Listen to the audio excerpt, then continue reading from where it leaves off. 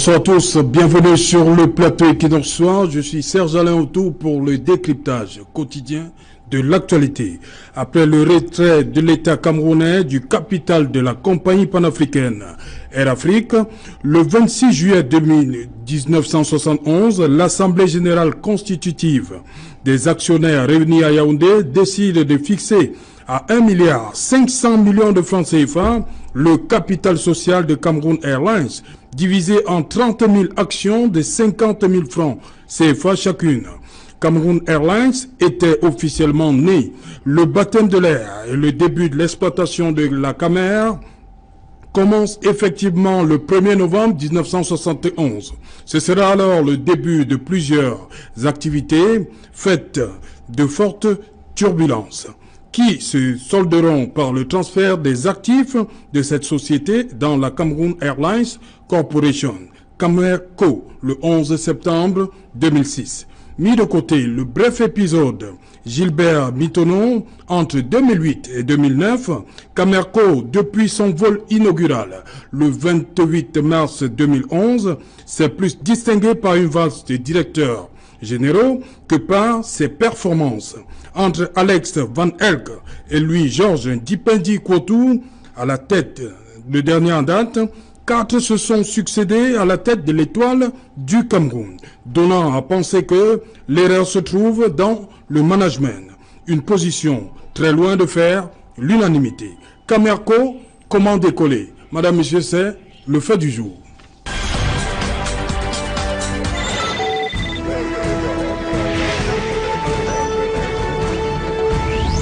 Camerco, comment décoller? Pour en parler, je suis en plateau ce soir avec Nunay. Bonsoir. Bonsoir, c'est de l'honneur que vous nous faites enfin d'être sur le plateau d'Equinoxois. Merci Serge Alain, c'est moi qui vous remercie de m'inviter pour essayer d'éclairer les Cameroun. Voilà, vous êtes ingénieur maître S-qualité. Oui, bien sûr, j'ai beaucoup de casquettes. Oui. La casquette d'expert aéronautique, mais aussi la casquette de la qualité, donc le management de la qualité, que j'enseigne dans les universités. Voilà, vous réunissez près de 40 années d'aéronautique, donc 25 à la Camer et 15 à ASECNA. Voilà, donc en fait, dans 2 domaines de l'aéronautique, c'est-à-dire la compagnie aérienne et la navigation aérienne, la sécurité de la navigation aérienne. Donc vous êtes tout aise pour parler de comment faire pour, je vais le répéter, faire décoller Camerco. Hein? Mais bien sûr. Ok, c'est pourquoi vous êtes là. Une fois de plus, on a décidé de faire une seconde escale à Camerco aujourd'hui, après celle de mardi dernier. Alain Dipou, bonsoir. Bonsoir, c'est Jalin. Voilà, vous êtes là sur ce plateau, journaliste, conseiller directeur de la publication du quotidien Le Messager. C'est bien cela. Et c'est un honneur pour moi d'être entouré de gros experts. Je crois que je partirai d'ici avec une mémoire non seulement rafraîchie, mais davantage bien pleine. Vous parlez d'experts, et lui, c'est la Régie nationale des chemins de fer. Thomas Tanquet, bonsoir. Bonsoir, Serge Alain. Bienvenue sur le plateau. Merci de m'avoir invité. Voilà. Je reviens à vous, Nunay. Quelles sont les nouvelles? Vous avez vu le Dja? Comment il se porte, le Dja, aujourd'hui? Il est où? Alors, où il se trouve? Dites-nous. Alors, le Dja se trouve à l'aéroport de Bolé en Éthiopie, à Addis Abeba. Pourquoi? Qu'est-ce qu'il fait là-bas? Alors, cet avion est parti pour la simple bonne raison qu'il était déjà ce que nous appelons dans l'aéronautique obsolète. Il ne pouvait plus faire concurrence à un autre avion. Il consommait beaucoup parce qu'il a des moteurs de très vieille génération, alors qu'il y a des moteurs de nouvelle génération. Et non seulement cela, mais ces 2 moteurs qui sont accrochés sur cet avion sont des moteurs qui ont été loués. Qui sont des moteurs, si cet avion arrivait aujourd'hui dans un aéroport en Occident, on le bloquerait pour décrocher ces moteurs. Mais il n'y a pas que le moteur, n'est-ce pas? Il y a aussi une des jambes de train qui est en location, qui est arrivée en fin potentiel. Elle aussi, elle ne permet pas à l'avion de voler. Mais ce que je veux dire, c'est que cet avion, il est vraiment de très vieille génération, parce que cet avion est de création il y a 27 ans. Le 767ER, Boeing ne le fabrique presque plus. Et depuis qu'il est parti à Addis Abeba, il n'a pas bougé de là où il est. Il est pratiquement dans un parking que nous appelons le parking de garage, donc le parking, une sorte de parking poubelle, où il est garé. Quand vous êtes à l'aéroport d'Addis, que vous atterrissez, si vous êtes assis du côté gauche de votre aéronef au moment de l'atterrissage, vous allez voir cet avion, le JAP. C'est un avion qui n'a plus de valeur vénale aujourd'hui. Vous savez, un 767 coûte quand même dans les 160 milliards. Et celui-là, à une époque, vous l'avez entendu, le directeur général de Camerco l'avait annoncé une fois, en disant qu'il peut le vendre à 3 milliards. Et quand il dit ça, les Camerounais croient que c'est de l'argent. Aujourd'hui, il ne vaut guère que 23 000 dollars. Non, à peu près 1 milliard 800 millions de CFA. Il faut donc rapidement le vendre parce qu'au fur et à mesure qu'il reste sur place, sa valeur baisse. Sa valeur baisse pourquoi? Parce qu'un avion, lorsque vous l'immobilisez, en termes de maintenance, parce que nous, on évalue, n'est-ce pas, la maintenance. Lorsque vous immobilisez un avion au sol pendant 1 an, vous lui faites faire une maintenance de 4 ans. C'est-à-dire que la maintenance que vous deviez faire d'1 an, si elle devait vous coûter 1000 francs, elle va vous coûter 4000 francs. Celui-là est au sol depuis 4 ans, à peu près 3 ans. 3 ans, vous multipliez par 4. Ça veut dire que la valeur de la maintenance de cet avion aujourd'hui est 12 fois, n'est-ce pas, égale à celle de la maintenance au moment où il est parti. Vous ne pouvez pas. On ne peut pas aujourd'hui l'entretenir. C'est un avion qu'il faut vraiment vendre. Vous allez me dire, mais on va le vendre à qui? À qui, justement? Ben, vous avez des gens qui achètent ce genre d'avion, qui ne font pas le commercial. Je veux dire, le commercial pour transporter les passagers ou le fret, mais qui font du transport. Je ne vais pas dire quel type de transport, mais ce transport leur rapporte beaucoup d'argent et ils peuvent se permettre de consommer autant de carburant. Alors que le billet d'avion que le passager paye ne permet plus de payer, n'est-ce pas, la maintenance de cet avion. Okay. Il est donc à Addis Abeba et il est vraiment dans la poubelle. Ok. Alain Djibo, on vient de parler du JA là. Il y avait une autre fierté qui était le Mont Cameroun, le Boeing 747 CAB, qui lui depuis 2002, c'est en 2002 qu'il a arrêté. Avec ce qui s'est passé à Paris, je crois qu'il est là, il ne va pas me démentir, c'était en 2002, le commandant Ngounou. Oui. Voilà, le dernier voyage, on va le dire comme ça, du 747. 747 oui. Il est sorti de piste. Oui, sorti de piste. Sorti de taxiway, parce que c'est différent. Et lorsque vous êtes sur la piste c'est la piste d'atterrissage ou de décollage. À ce niveau, on est dans des grandes vitesses. Mais dans les taxiways, c'est pour aller du parking vers la piste ou de la piste vers le taxiway. Oui. Ça veut dire qu'à ce niveau-là, l'avion roule au maximum à 45 km à l'heure. Jusqu'aujourd'hui, personne ne peut vous dire pourquoi cet avion est sorti du taxiway. Okay. Et une des roues de la jambe droite est rentrée dans un caniveau. Et bien sûr... On était bien à Paris. Hein? Oui. Et l'aile qui est une très longue aile sur le 747, les moteurs ont dû toucher le sol. Et à ce niveau-là, vous avez énormément de contraintes sur, n'est-ce pas, l'encolure de l'aile. Et bien sûr, un avion comme celui-là, vous ne pouvez pas le réparer. Voilà. Il va dans ces oiseaux qui s'étaient fait bouffer par les réacteurs de ce combi-là? Alors, les oiseaux, c'est prévu que les réacteurs bouffent les oiseaux. Hein. C'est prévu. Tous les réacteurs doivent bouffer les oiseaux. Et c'est un risque. Tout ce qui est risque, on doit le réduire. On le réduit d'une manière ou d'une autre. On ne peut pas le réduire en mettant par exemple un grillage sur les réacteurs. Sinon, vous diminuez, n'est-ce pas, la puissance du réacteur, la puissance d'absorption de l'air. Qu'est-ce qu'on fait? On met les pompiers, d'abord, c'est pour ça que les pompiers vont toujours faire le tour de piste.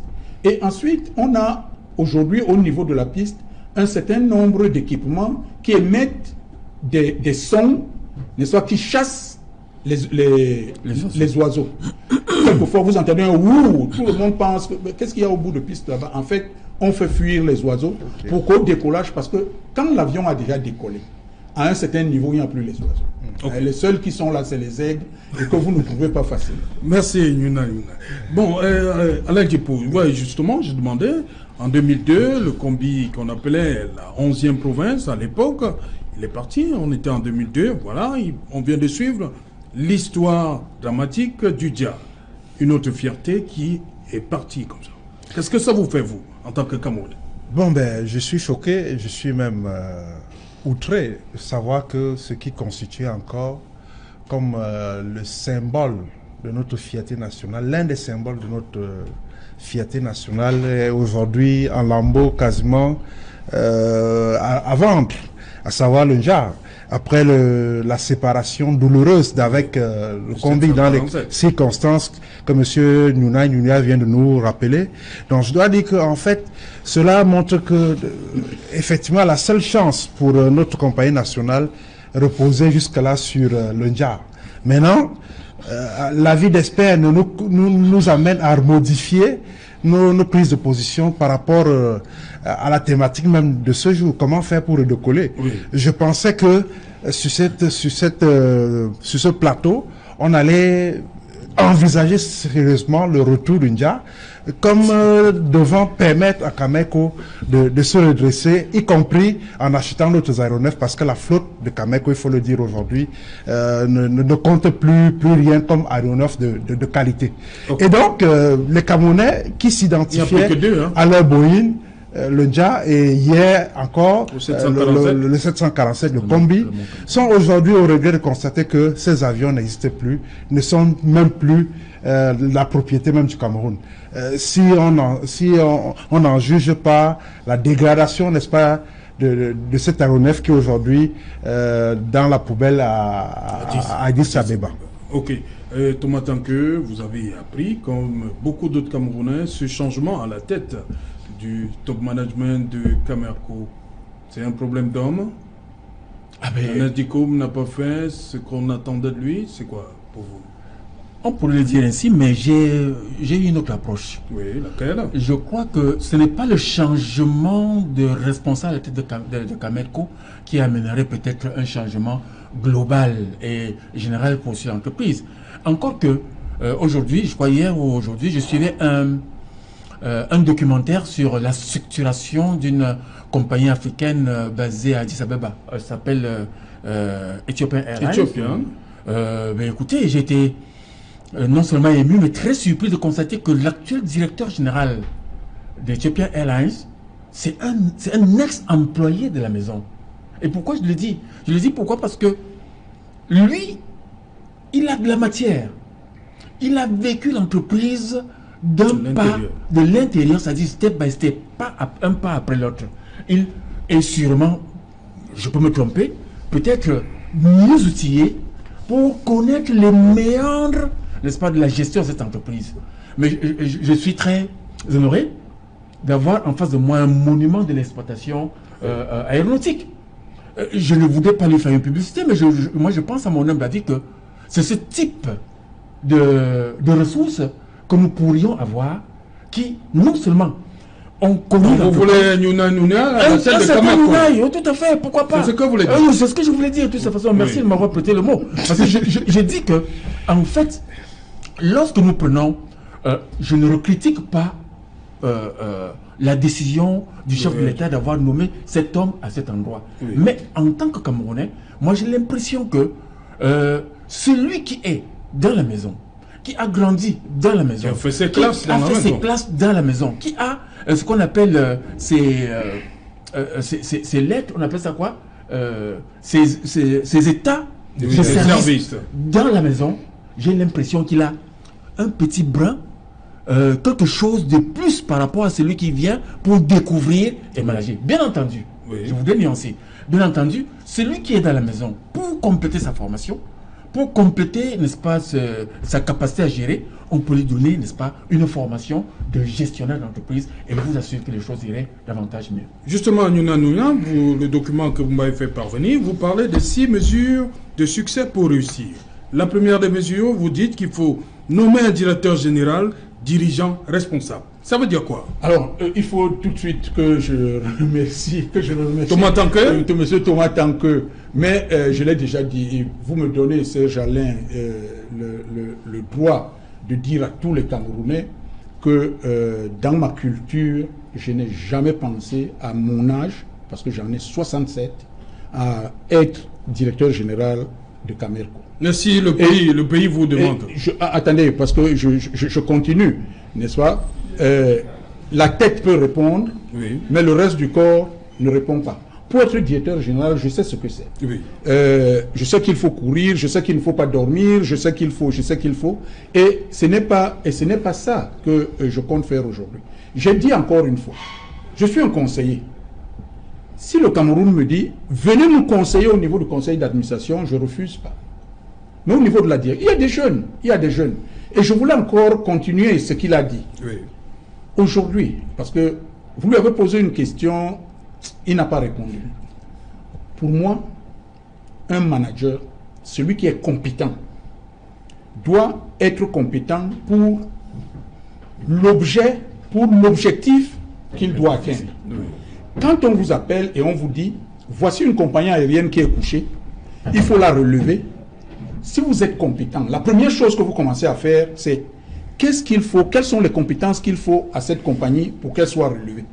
Il faut telle et telle compétence. Moi, je ne les ai pas. J'en ai 2, il m'en faut 2.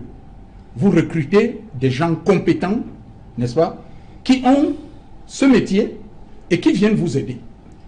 Vous devez dire la vérité. Et ensuite, maintenant, vous faites votre programme. Quand vous finissez de faire votre programme, vous dites, si je n'ai pas telle ou telle chose, je ne peux pas gérer cette compagnie. Si vous n'arrivez pas à le dire et que la compagnie ne décolle pas, vous êtes incompétent. Parce qu'un compétent, c'est celui qui sait dire, je ne peux pas faire parce que je n'ai pas ça. Or, ici au Cameroun, qu'est-ce qu'on remarque? On donne quelque chose à quelqu'un et vous entendez, je ne peux pas dire, par exemple, dans ce cas, nous allons le voir, que l'État n'a pas fait. Vous allez voir dans mes mesures, d'ailleurs, que je le prévois. Mais je dis, si moi, aujourd'hui, j'étais directeur général, j'arrive, je fais le point. D'abord, première chose, le point que je le fais avec les consultants ici. Pas les plans de Boeing Corporate ou Boeing Consulting, qui sont des images. Il y a des gens ici qui sont compétents pour faire la consultation, pour faire un audit et pour me dire ce qui ne marche pas dans la compagnie. Il y en a ici.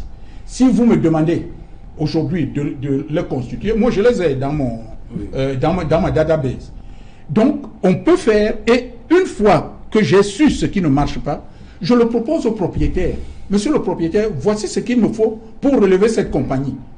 Si vous me le donnez, voici comment je vais faire. Au premier trimestre, je serai ici. Au deuxième trimestre, je serai là. À la fin de l'année, je serai ici. Après 2 ans, je serai là. Et j'attends. Si vous ne me le donnez pas, je démissionne. C'est clair. Je ne commence pas à tergiverser, à dire, ouais, bon, mais comme c'est, je suis patriote. Je ne suis pas patriote quand je sais que je vais mourir, quand je sais que mon honneur va mourir. Alors, maintenant, si nous revenons sur le... Non, on va revenir. Vous dites que vous vous adressez au propriétaire. Le propriétaire ici, c'est... L'État. Je m'adresse à l'État. Le président de la République, pour faire simple. Bien sûr. Voilà. Et il est représenté par le ministre. Voilà. À chaque fois. Là, vous savez, il y a un président du conseil d'administration. Oui. Vous êtes sûr que vous allez vous entendre? Mais je suis sûr qu'on va s'entendre parce que... Vous êtes sûr? Oui, si vous regardez les 6 mesures que j'ai proposées, la 6e mesure, oui, c'est avec... signer un contrat de performance avec le conseil d'administration. Alors, c'est pour ça que je voudrais que le Camerounais arrête. À chaque fois que nous parlons de la compagnie aérienne, que vous commencez à faire des comparaisons avec Ethiopian Airlines. Oui. Ne faites plus de comparaisons, n'est-ce pas? Nous sommes comme si on était dans un match de football. Il y en a qui sont à la Ligue 1 et il y en a qui sont... À la Ligue non, même, comment vous appelez ici au Cameroun, ceux qui ne sont même pas à la 2, qui sont même à... Oui, le club amateur. Voilà, le club de quartier. Vous ne pouvez pas les comparer. Les mesures que je donne, c'est ce que Ethiopian fait. Quand vous parlez de ce DG d'Ethiopian que nous connaissons, tout à fait, qui a été un employé, tout à fait, qui aujourd'hui est DG, qu'est-ce qu'il a fait?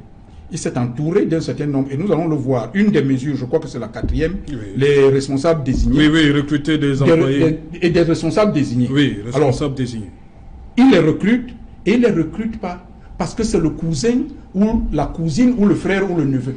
Il les recrute soit à partir d'un cabinet, soit à partir d'un certain nombre de cahiers de charges que vous devez remplir, et il les fait certifier par l'autorité aéronautique.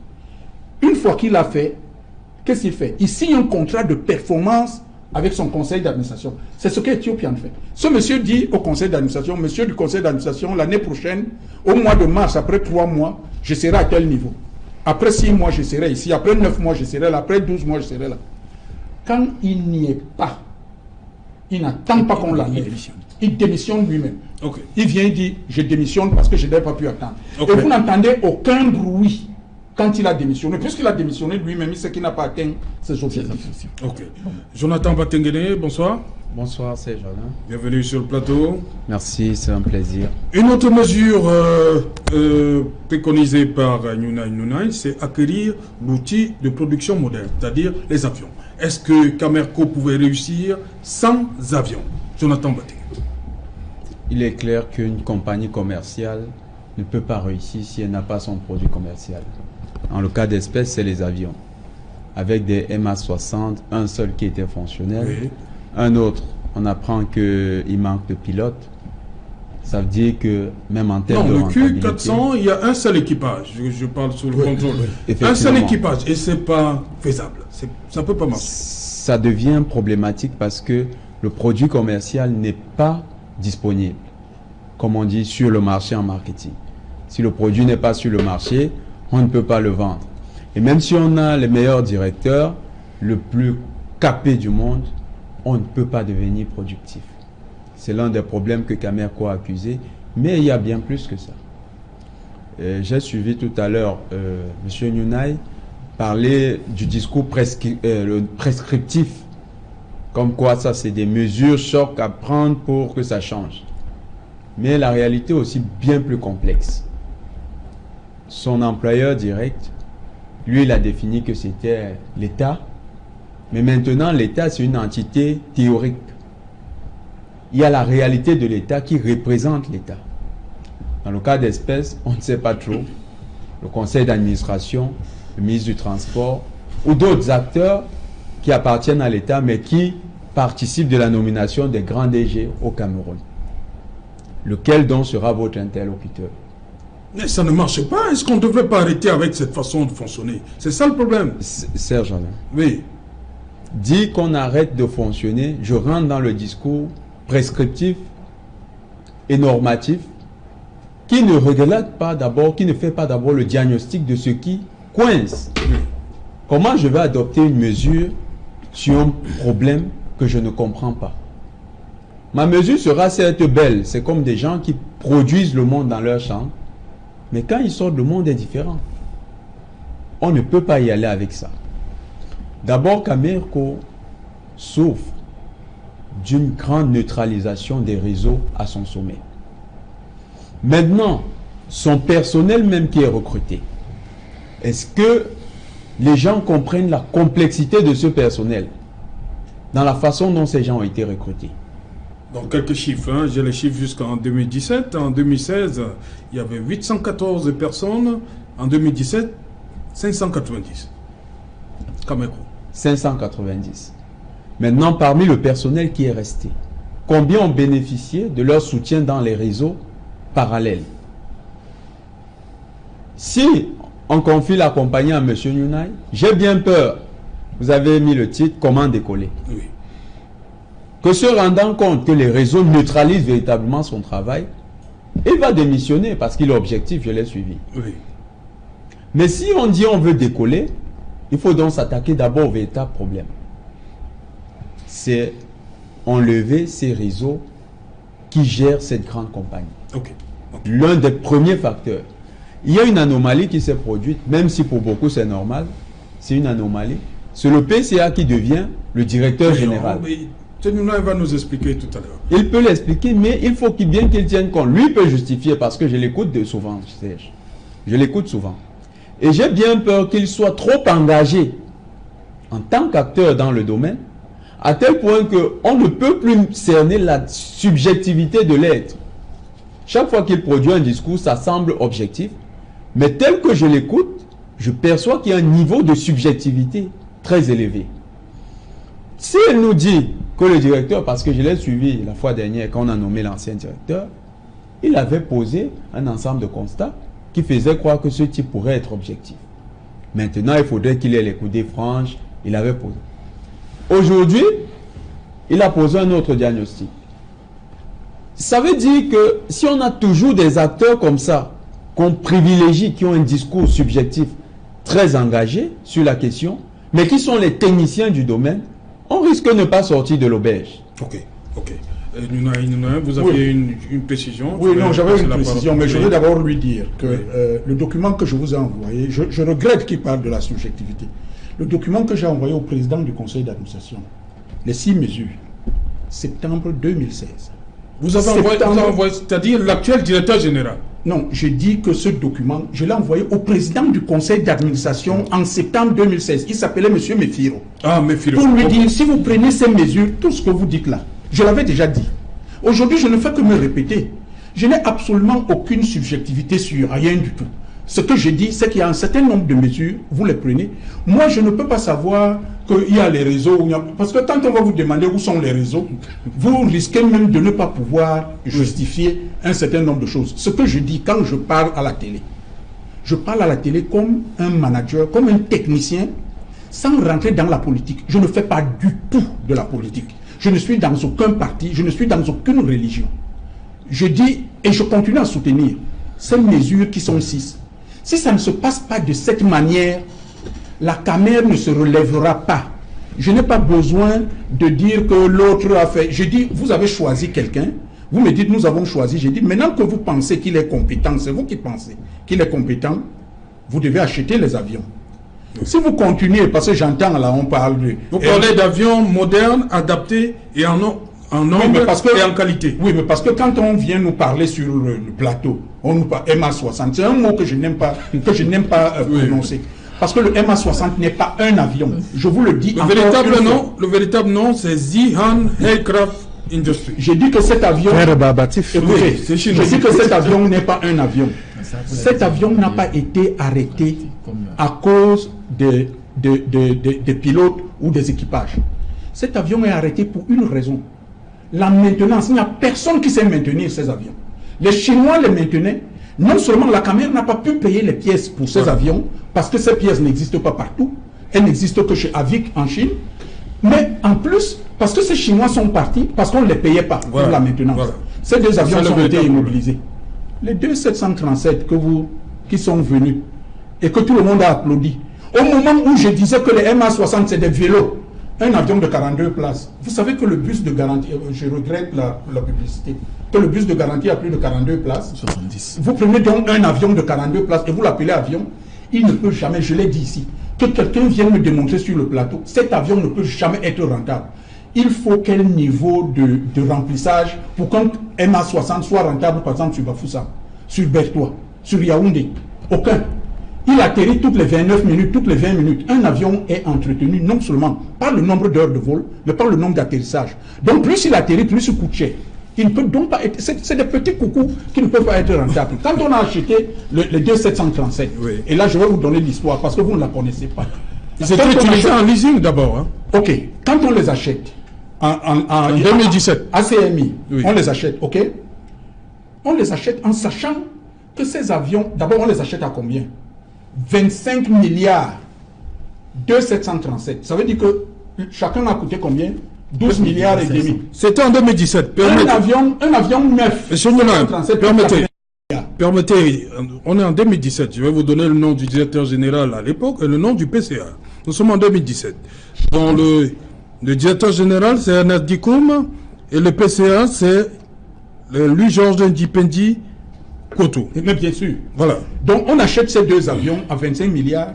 Au moment où je suis en train de dire sur les plateaux de télé que les MA60 ne sont pas des avions et que ça va être arrêté. Quand on les achète, publicité. Tous les partis. Vous voyez les gens du parti au pouvoir qui viennent. Oh non, maintenant on a acheté les avions. Appelez encore cet expert-là qui vient parler. Oh, on parlait de vous. Oui, mais je ne sais pas. Peut-être qu'il y a un autre. Mais à ce moment-là, ces avions ont 2 ans de potentiel d'exploitation. 2 ans de potentiel d'exploitation. Donc nous savons que dans 2 ans, 2017, ils vont être arrêtés en 2019. Aucun Camerounais ne parle de ça. Il n'y a que moi qui dis, mais vous avez acheté des vieux avions, ils vont être arrêtés. Et pour qu'on leur ajoute un potentiel, il faut que sur chaque avion, qu'on dépense entre 30 milliards et 60 milliards. Mais on les achète quand même en pensant que l'État camerounais, en 2 ans, pourra avoir de l'argent pour le faire. 2 ans plus tard, les voilà. au sol, bloqués. Ok. Parce que pour nous, Les Douala, ils ne sont pas à Addis Abeba, ils sont ici. en fait, pour nous, un avion qui ne vole pas, c'est pas un avion. Un Ok. avion est fait pour voler. Ok. Qu'il soit à Addis Abeba ou à Ndjongmebi ou n'importe où, il est au sol. Ok. Voilà, c'est clair. Oui, Alain Djipou, oui, après Thomas Tankeur. Alain Djipou d'abord. Oui, je voudrais quand même m'exprimer sur la nomination Oui, du nouveau de- dirigeant là, pour indiquer quand même que j'ai Quoi, le été- fait du PCA qui devient directeur général ou Bon, bien... je vais y revenir, Oui. mais davantage sur la nomination d'un membre du gouvernement comme PCA. Oui. Vous savez très bien que la loi de ce pays n'autorise plus ce genre de gymnastique. On a voté en 2017 une loi sur les entreprises publiques. Et si mes souvenirs sont bons, il s'agit bien de la loi de 2017-010 du 12 juillet 2017, justement, qui fixe l'incompatibilité. Quand vous êtes membre du gouvernement, vous ne pouvez plus être PCA d'une entreprise parapublique.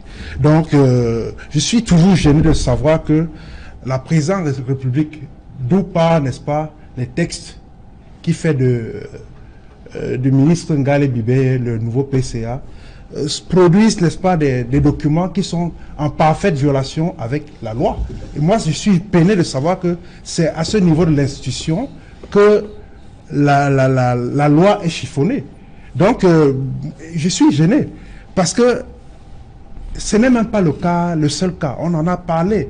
Les ministres qui sont PCA, qui cumulent même des postes de PCA, à tort, parce que la loi est bien claire là-dessus et fixe une ligne à ne pas franchir, la ligne rouge à ne pas franchir. Malheureusement, c'est bien le premier citoyen camerounais qui prend à travers les décrets des textes qui foulent au pied le cadre normatif que l'Assemblée nationale et que l'institution qu'est la présidente de la République a promulgué. Donc, je suis gêné. Ça, c'est la première chose.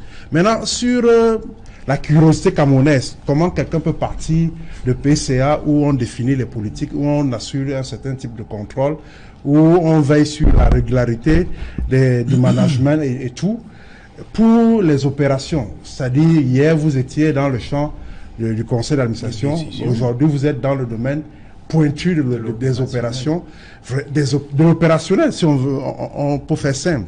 Moi, on a beau être administrateur civil sorti de l'ENAP avec une brillance sans faille, mais j'ai quand même beaucoup de réserves à émettre sur la capacité, pas intellectuelle, mais la capacité de management du nouveau DG à pouvoir tenir les défis qui sont les siens aujourd'hui. Parce qu'il est face à des responsabilités qui sont importantes. Il est question de relever une compagnie qui est au creux de la vague. Il est question de redéployer les ailes d'une compagnie qui était pratiquement en banqueroute. Et donc, on n'est pas dans un domaine où il suffit d'avoir quelques compétences dans un domaine précis. Ici, là, c'est un domaine pointu, l'aviation civile. Mais la loi fondamentale reconnaît au président de la République de nommer, il nomme aux emplois civils et militaires. Je ne suis pas en train de contester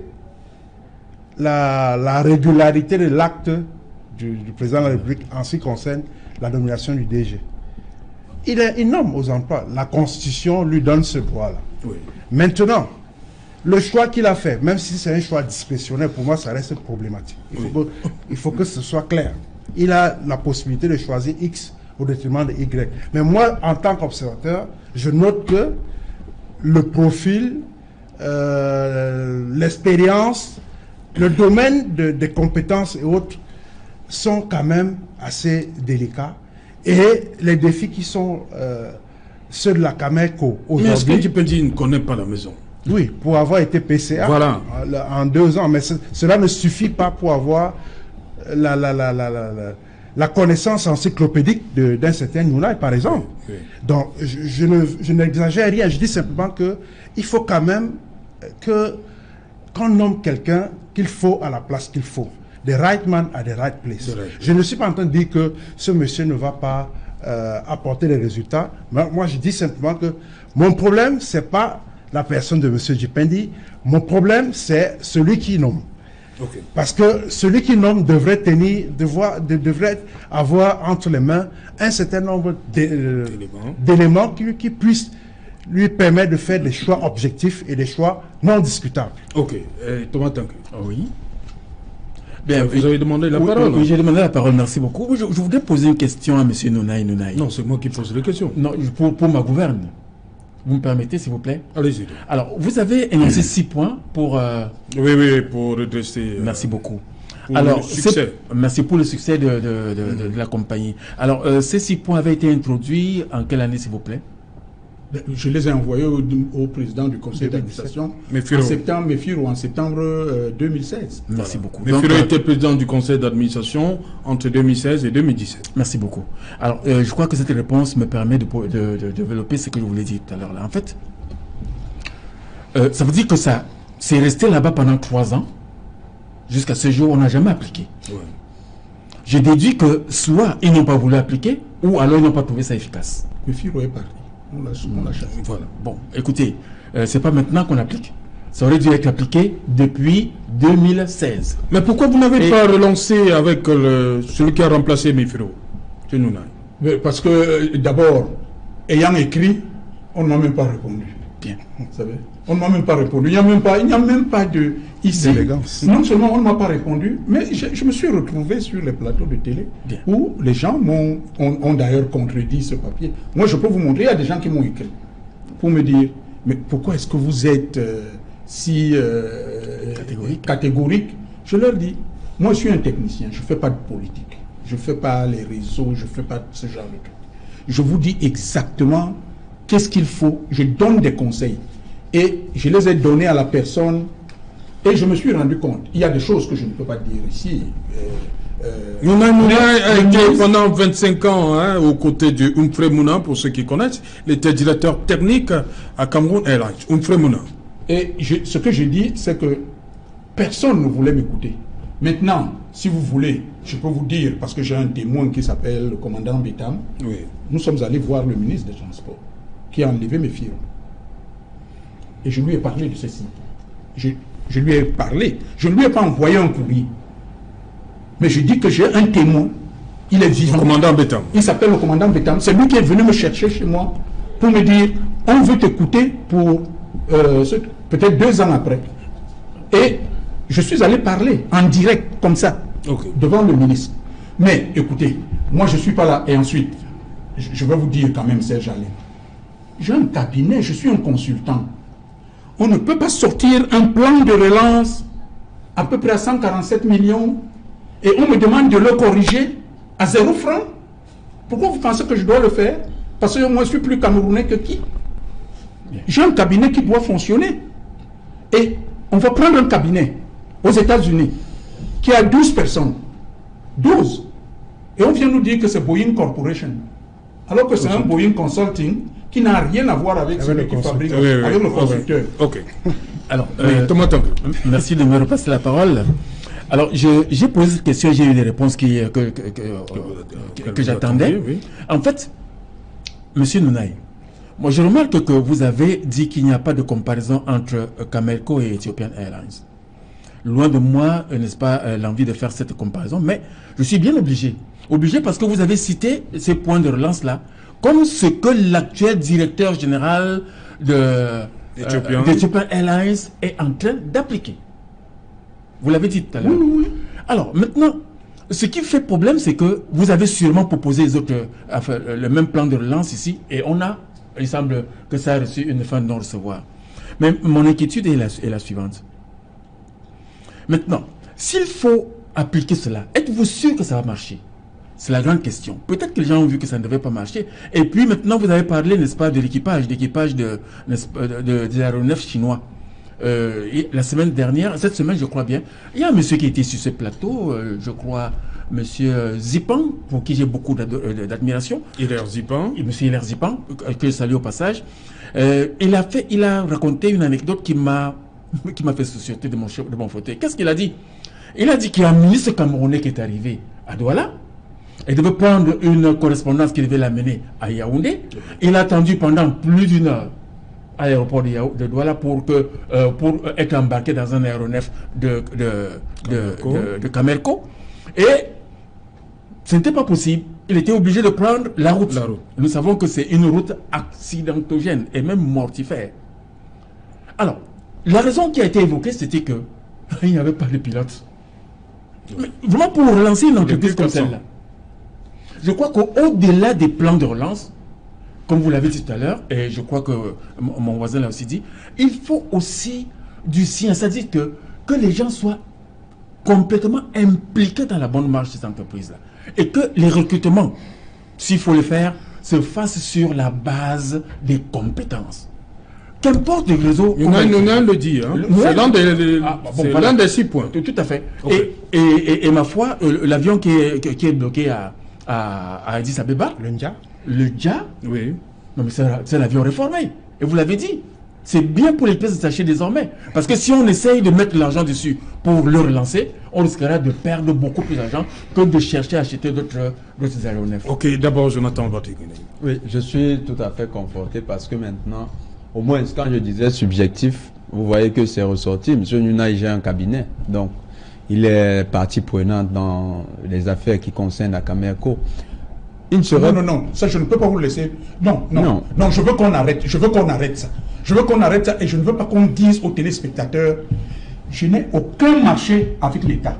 C'est dans mes... Je dis bien que je n'ai aucun marché avec l'État. D'accord? Et je ne travaille pas avec Camerco. Aucun directeur de Camerco. Je dis bien aucun.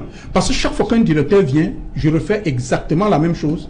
Et moi, on ne me donne pas les marchés. Donc, ne me parlez plus de partie prenante dans l'affaire de Camerco. Mon cabinet ne traite pas que de l'aéronautique. Mon cabinet traite surtout du management de la qualité. Et dans le management de la qualité, monsieur, j'ai de l'argent. J'en ai beaucoup. OK? Bon. Donc, parce que quand vous parlez comme ça, les Camerounais peuvent se dire, oui, si monsieur Nuna est comme il est, c'est parce qu'il a... Okay. Non, je n'ai pas dit que vous êtes prestataire. Je n'ai pas dit qu'il faut lever ça. Je ne veux pas ça. Jonathan, allez-y donc. OK. Donc, en tant que chef... lever. Oui, il est quand même chef d'entreprise, ça il faut le noter. Oui. Et donc un chef d'entreprise qui défend un potentiel client dans le cas d'espèce. Donc à ce niveau-là, je crois qu'on ne peut plus parler d'impartialité. À ce niveau d'abord. Maintenant, le deuxième point a été tout à fait réitéré tout à l'heure par M. Tanké.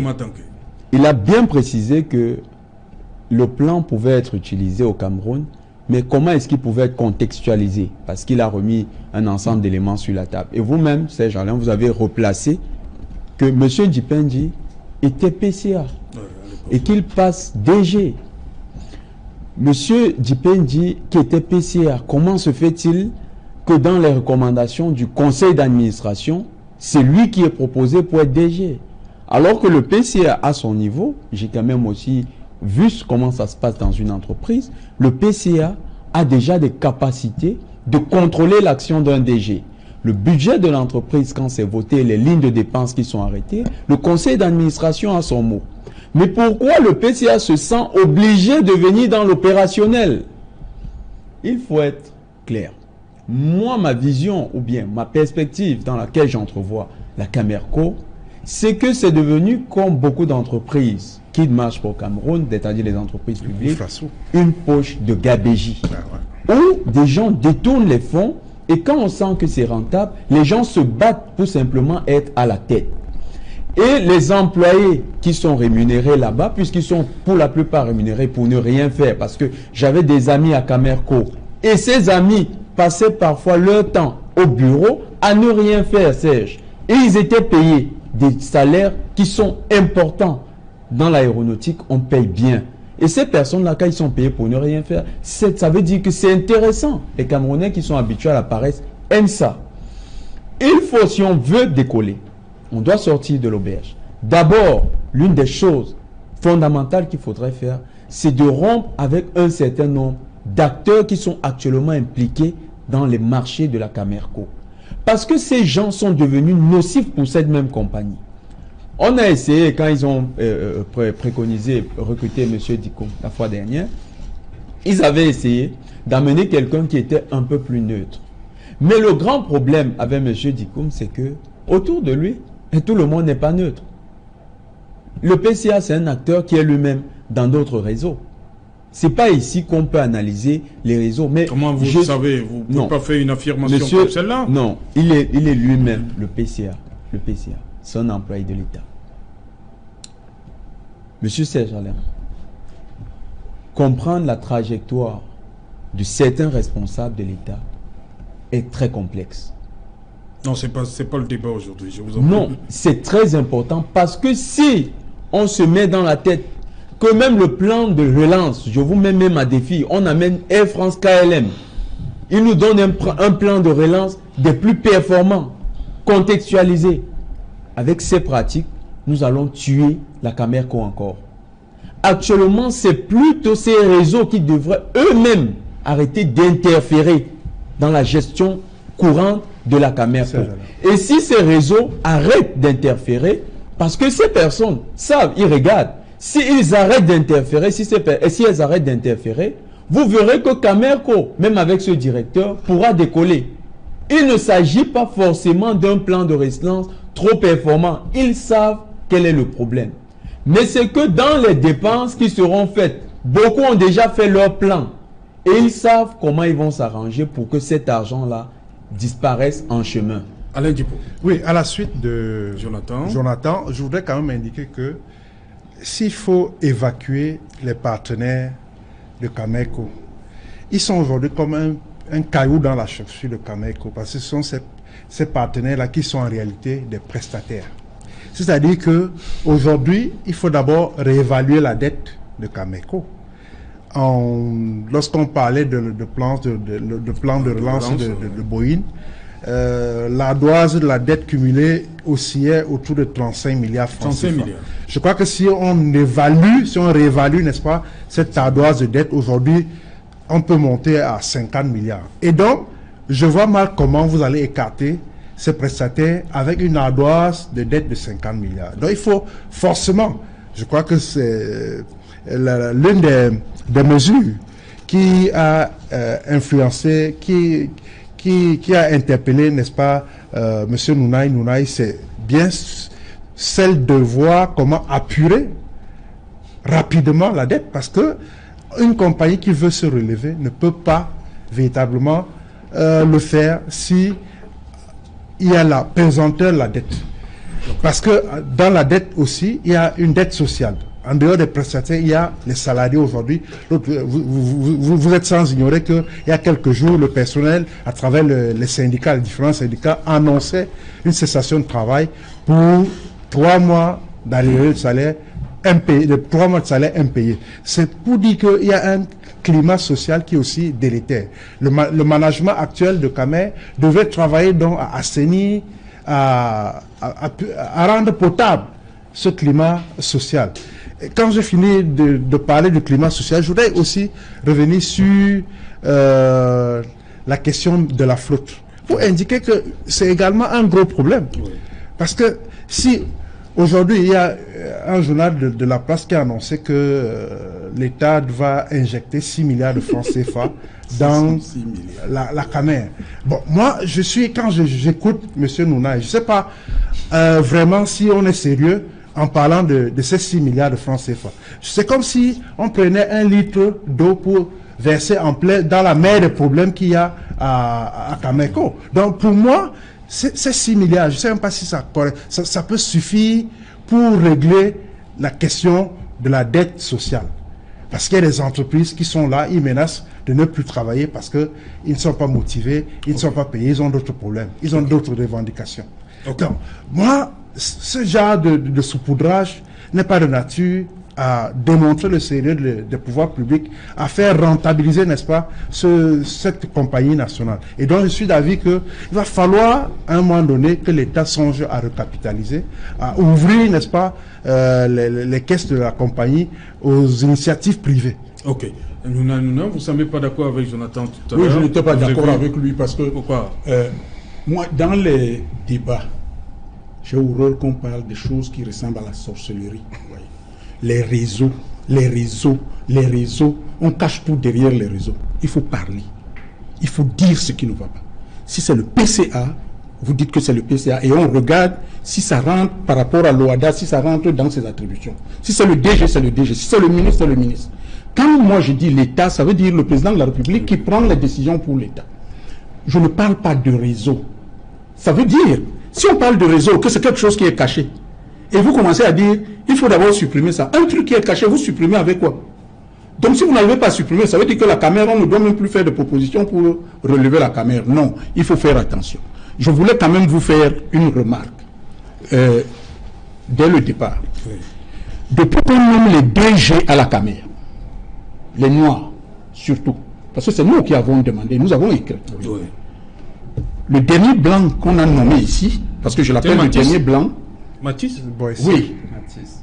Le Hollandais. Le Hollandais. Oui. Ce Hollandais n'était pas dans la liste, parce que j'espère que vous le savez. Le Premier ministre Jan Philemon, qui était PC, a lancé un appel à candidature pour être directeur général de Camerco. Ok. Il y a eu des candidats. Et tous ces candidats-là, il n'a pris personne parmi ces candidats. Il a choisi ce Mathis qui était directeur de l'exploitation avec Van Delk et que Van Delk a mis à la porte parce qu'il a signé un contrat pour 2,737, un très mauvais contrat pour la caméra. Van Delk, son frère qui l'a amené, l'a mis à côté. Il est parti rester à Yaoundé. Il a commencé à chercher à chasser Van Delk. Et on le nomme. Aussitôt qu'on l'a nommé, moi j'ai écrit. Celui qui n'a pas écrit, c'est son problème. Moi j'ai écrit pour dire, vous ne pouvez pas nommer ce monsieur qui était avec l'autre et qui est parti. Pourquoi est-ce que vous pensez qu'il n'y a pas de noir qui puisse faire? Et c'est comme ça qu'on va nommer Frédéric Boto-Edimo. On nomme Frédéric Boto-Edimo.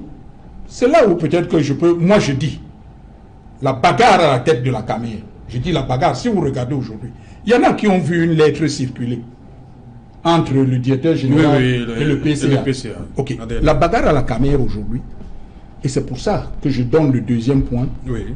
Personne à la caméra, je dis bien personne, ni le DG, ni le président du conseil d'administration, ni le ministre, personne ne veut qu'on achète des avions neufs. C'est ça le problème. J'ai dit personne ne veut. D'abord parce que, comme je disais, aucun des directeurs généraux n'a eu le courage, au moment où il prend la compagnie, de dire ce qui ne va pas dans la compagnie. Okay. Tous ont peur. Et ils ont peur parce qu'ils pensent. Ici au Cameroun, on pense que quand on vous a nommé directeur général de Camerco, vous êtes une personne ressource du parti au pouvoir, donc vous ne pouvez pas dire n'importe quoi au président. Alors, ce que je voulais quand même insister là-dessus, pourquoi il y a la bagarre? Pourquoi est-ce qu'on ne veut pas acheter les avions neufs? Oui, c'est un gros dossier, parce que Cédric nous fait déjà positionner. Bonsoir Cédric. Bonsoir Serge Alain, bonsoir à vos invités. Voilà, nous sommes jeudi, journée fériée au Cameroun, mais nous sommes là pour le 21. Au menu ce soir, Cédric. Ce soir, vous suivrez l'archevêque métropolitain de Yaoundé fustiger le comportement de certains dirigeants du Cameroun et leurs décisions qui vont à l'encontre de l'intérêt général. Pour lui, ce sont eux qui sont responsables de ces multiples crises qui secouent la République du Cameroun. Vous l'écouterez en ouverture du journal s'exprimer à l'occasion de la fête religieuse de l'Ascension du Seigneur Jésus-Christ. Nous en parlerons dans un instant. Également, nous reviendrons sur cette ordonnance du président de la République qui vient de modifier la loi de finances 2019.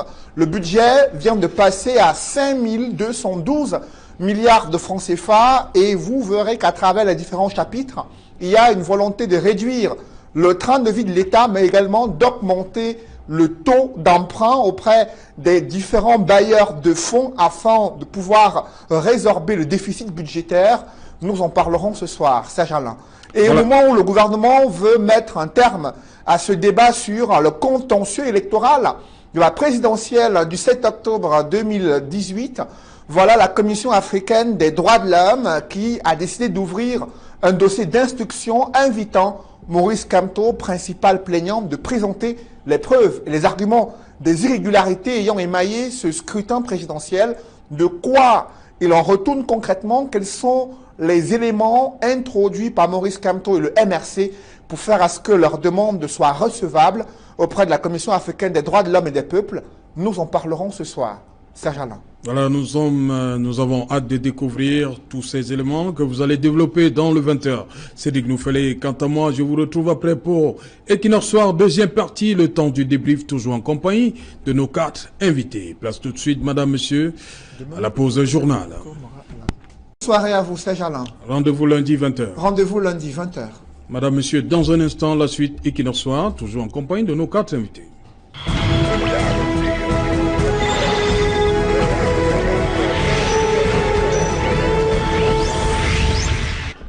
Bienvenue une fois de plus sur le plateau Equinox Soir, toujours en compagnie de nos 4 invités, Jonathan Batengene, Nyunay, Thomas Tanque et Alain Djipou.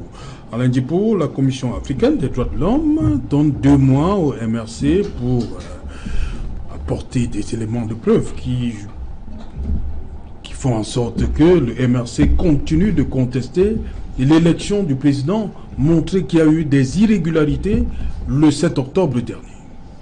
Oui, je crois que c'est une épreuve, parce que entre les déclarations, les discours et les faits, il y a généralement un hiatus. Vous savez très bien que le MRC a eu toutes les peines à pouvoir apporter les preuves tangibles de certaines irrégularités lors du fameux contentieux électoral au Conseil constitutionnel.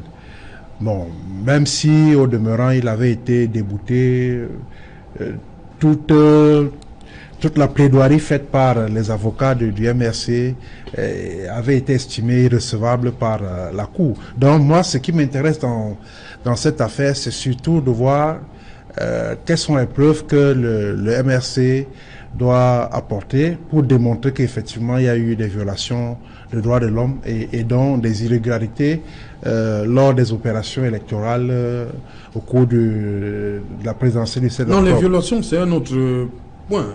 Non, en fait, les irrégularités observées à la présidentielle de 2018 reposent essentiellement sur les cas de violation des droits de l'homme. En fait, c'est ça qui est l'une des bases sur laquelle le MRC a motivé, n'est-ce pas, sa démarche pour saisir l'Union africaine. Ok. Nyunay, on revient au fait. Vous parlez de nommer 6 responsables désignés compétents. 3 directions, direction technique, direction de la qualité, direction de l'exploitation. 3 responsables opération vol. Responsable opération sol. Opération sol. Et responsable de la formation des équipages. Des équipages, oui. Alors, ça, en fait, c'est des postes que l'OACI a estimé, n'est-ce pas, être des postes importants pour qu'on ne mette pas n'importe quelle personne à ces postes. C'est-à-dire, par exemple, le DG arrive et dit, c'est ma cousine qui est... OK. Si vous la nommez, vous sortez son dossier et vous l'envoyez à l'autorité aéronautique qui doit approuver que cette personne a toutes les qualités requises par la législation de l'OACI. Donc, c'est ce qui se passe dans les compagnies aériennes aujourd'hui. Et c'est ce que nous ne faisons pas. Il y a d'abord le tout premier, c'est le responsable, le plus grand responsable désigné, c'est le directeur. En fait, je ne dirais pas que c'est le directeur général. C'est ce que nous on pense, que le responsable désigné d'une compagnie aérienne, c'est le... Et c'est ça, je peux dire ici à l'antenne aujourd'hui, c'est ça qui a fait en sorte que le directeur de l'autorité aéronautique a écrit contre l'ancien DG, pas celui qui vient de passer, mais son prédécesseur, oui. Contre lui, parce que quand on lui a demandé de donner un responsable désigné, il a envoyé son CV et son dossier. Or, quand vous regardez par exemple à Air France, le responsable désigné de l'entreprise, c'est celui qui assure la sécurité aérienne dans la compagnie. C'est-à-dire celui qui doit dire les avions sont bons, ils peuvent voler. Ce n'est pas forcément le DG. Et quand vous envoyez un dossier comme celui du DG et que ce dossier-là n'a pas de compétences, l'autorité aéronautique vous dit, monsieur, on vous met de côté. Donc les 5 postes que j'ai cités, c'est l'OACI qui dit, désormais, vous n'allez plus choisir n'importe qui pour mettre directeur technique.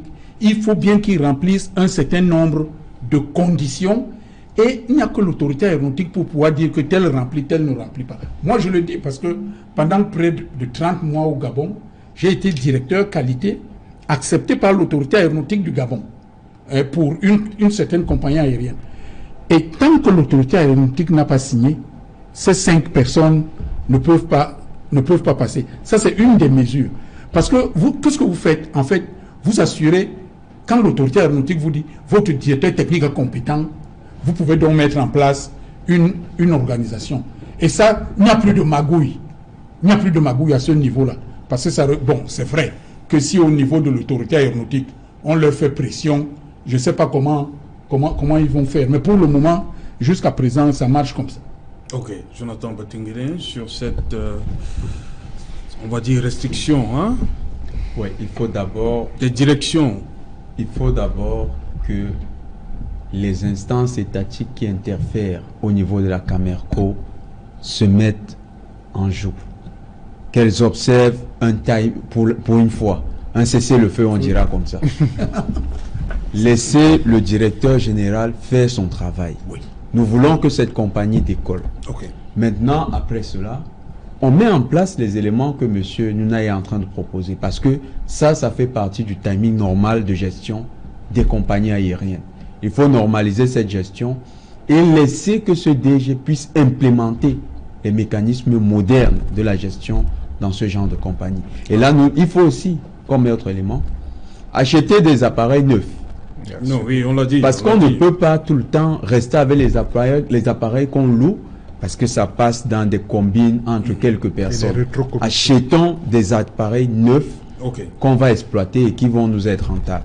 Alain Djipou, Nuna parle également de recruter des employés par test de niveau. Oui. Tester les gens avant de les recruter. Effectivement, on a noté qu'il y a depuis 2 ou 3 ans, il y a eu des efforts pour dégraisser un tout petit peu les effectifs pléthoriques à Cameco. De 800, vous avez les chiffres tout à l'heure. De 800 en 2012 ou 2016, on est passé à 500. 590. À peu près à 590 en 2018. 2017 précisément. Et donc, il y a cet effort constant qu'il faudra continuer de prendre pour rationaliser un peu les effectifs en vue d'un usage efficient et efficace.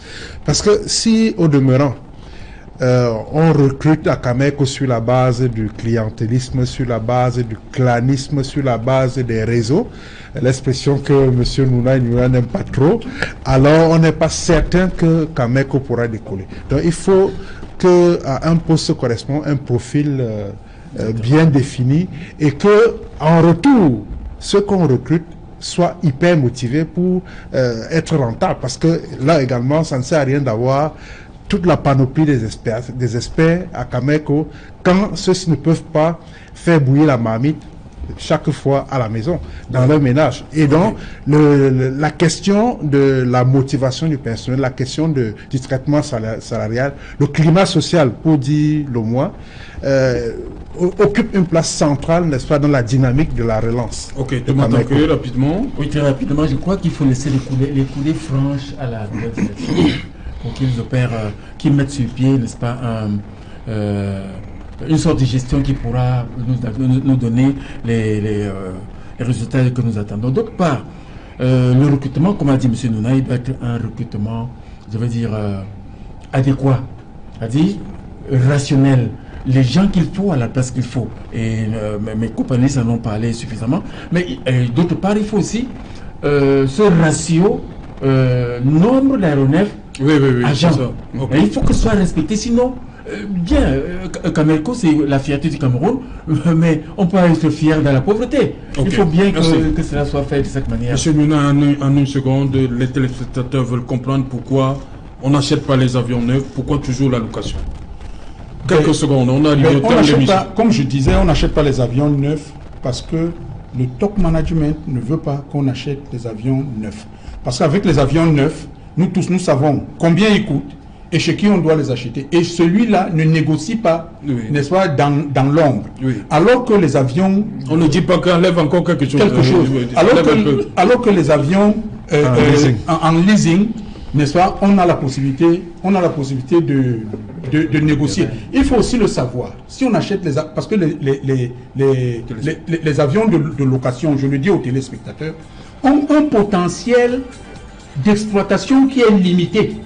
Un 737 que vous achetez qui a un potentiel de 2 ans, lorsqu'il est neuf, il a un potentiel entre 9 et 12 ans. Ça veut dire qu'entre 9 et 12 ans, le manager a le temps de faire de l'argent sans jamais faire une grosse dépense au niveau de la maintenance. Sachant que c'est la maintenance qui fait sortir de l'argent dans une compagnie aérienne et c'est la direction commerciale qui fait rentrer de l'argent dans une compagnie. Alors quand vous allez regarder le ratio, parce que je voulais le dire, il a parlé du ratio tout à l'heure, si vous regardez la Camerco aujourd'hui, vous allez voir simple, un aéronef pour combien d'employés? Non, ce n'est pas ça. Le problème c'est qu'aujourd'hui à la Camerco, on devait avoir plus d'employés à la technique, là où ça doit fermer les trous pour les sorties d'argent, beaucoup plus d'employés à la direction. Mais aujourd'hui vous avez les administratifs et les financiers qui sont les plus nombreux. Ok, merci Nounay. On arrive au terme. Merci Nounay d'avoir honoré cette invitation. Merci. Merci Jonathan, merci Alain Dippo, merci Thomas Tanque. Madame, Monsieur, nous sommes arrivés au terme de cette édition et qui nous on vous donne rendez-vous demain. Ou plus lorsqu'il sera 19h pour un autre rendez-vous. Rediffusion 23h. GMT, il sera minuit en fou.